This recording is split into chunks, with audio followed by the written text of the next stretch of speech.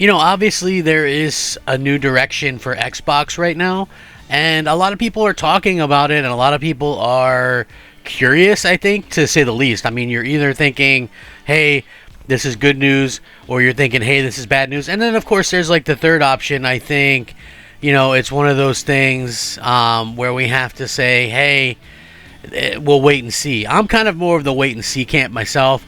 I want to see what Microsoft does more so than just talking, because we've had the talking before, right? I mean, it was funny because circulating on X yesterday was a very interesting thing, because there was this person who tweeted out a thing from 12 years ago. It was an interview in a magazine called MCV with an interview with Phil Spencer, and it says, the new Xbox boss Phil Spencer, how a humbled Xbox will return to its roots, take over E3, and win back its core fans. And I thought that was funny sounding, because it does sound exactly alike to what we're hearing right now. And I'm not trying to sound negative. I actually have, and I've mentioned this before, I was down to like 1% hope on Xbox, and now I'm up to about 5%. I would like to see some actual changes made. I think there needs to be, first and foremost, the plan that the previous regime had with just a PC. That was something that I am not on board with. You need to have a console that's subsidized, just like always.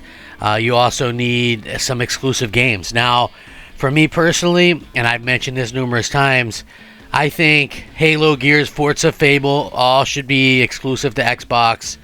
I think they should cancel the Halo game for PlayStation, cancel the Fable game for PlayStation. I think anything from Coalition, Halo Studios, Playground, Turn 10, Undead Labs, Obsidian, In Exile, Compulsion, Ninja Theory, all those should be exclusive to Xbox. You keep everything on Activision, multi-platform.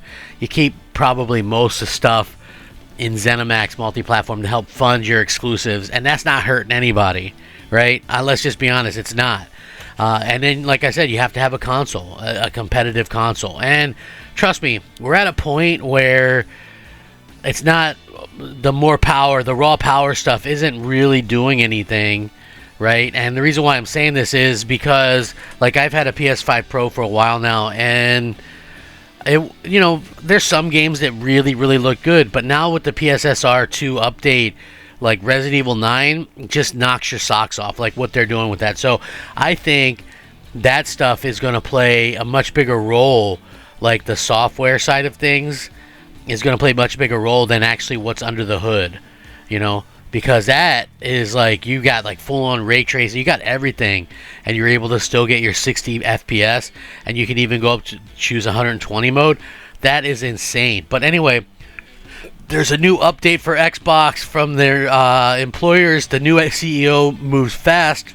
They've hired some major marketing people, which could signal a strategy shift towards life cycle strategy, franchise focus, and more structured campaign execution.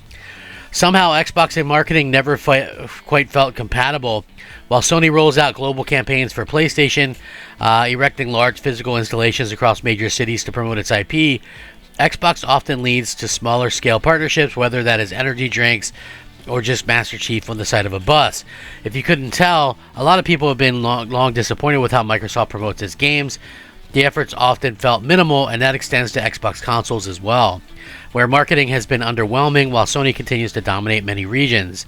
That said, things may be shifting. A new CEO brings a fresh perspective, and even within her first weeks, we are already seeing movement on the marketing front. New roles are being hired, and along suggests it should be a priority. So, marketing reset for Xbox, hopefully.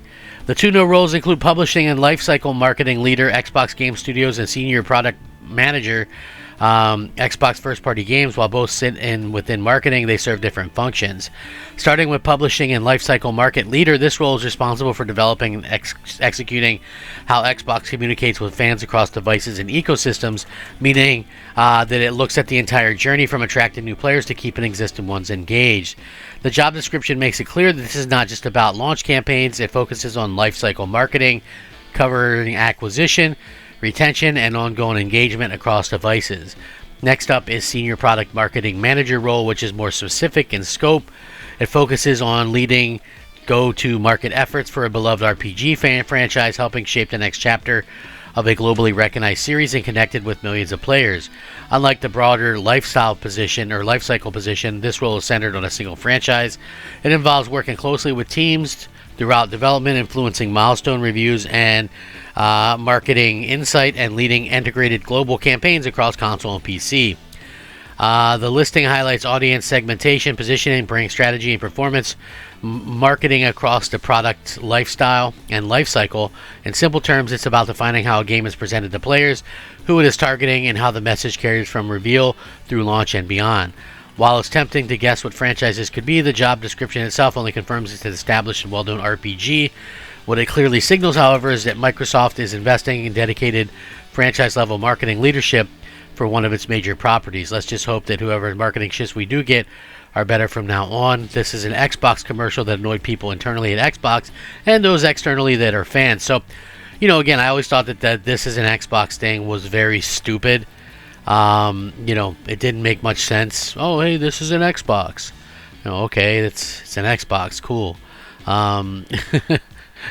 Honestly, it never really did make much sense, but hopefully we start to see some kind of new shift or whatever that's going to actually mean something for Xbox. It's like, here's the funny thing to me, right? Whose idea was it to stop marketing? Because, let's just be honest, Xbox wasn't marketed well for years and years. Their games never get any kind of marketing. The consoles never get any kind of marketing. So, did they not have the budget? Was it something that people, that higher-ups did?